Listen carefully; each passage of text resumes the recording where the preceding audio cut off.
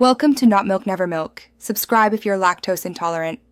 You'll start by preparing both devices. Plug Chromecast into an HDMI port or attach a USB-C to HDMI adapter if you prefer wired. Make sure your Pixel and the TV are on the same Wi-Fi network because casting negotiates over local network services.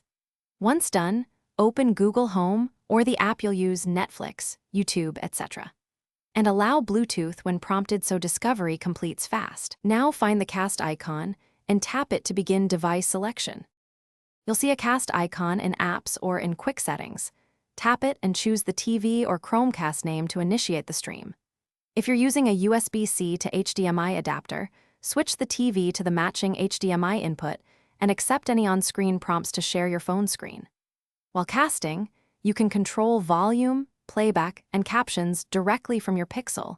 Orientation changes on the phone propagate to the TV. Make sure streaming app permissions are granted so media, audio, and video route correctly. To finish, tap the cast icon again and choose Stop Casting or disconnect the USB-C adapter for a wired session.